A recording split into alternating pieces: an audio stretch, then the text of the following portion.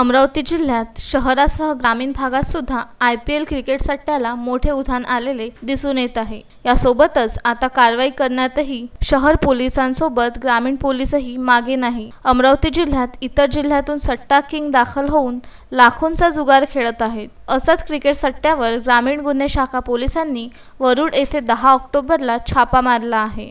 वरुड येथील post office जवळ आरोपीने किराणा दुकानात IPL क्रिकेट सट्टा सुरू केला होता। त्यात गुप्त माहितीवरून अचानक या दुकानात पोलिसांनी छापा मारला। 29 वर्षीय बेलसरे वाडी वरुड येथे राहणारा आरोपी नरेंद्र उर्फ नितीन सुरेश अढाऊ याला ताब्यात घेऊन घटनास्थळ येथून नगदी 74,000, 2 मोबाईल, 1 कॅल्क्युलेटर असा एकूण 1,07,155 रुपयांचा माल जप्त करण्यात आला आहे। ही कारवाई पोलीस अधीक्षक हरिबालाजी यांच्या मार्गदर्शनात ग्रामीण गुन्हा शाखेचे प्रभारी API Suraj Bonde, API Narendra Pendor, ASI Moolchand Bhamburkar, police constable Amit Wankhede, Chetan Dubey, Sandeep Lekurwade, Abdul Saeed यांनी ही कारवाई केली आहे। Vidarbha news bureau, Amravati.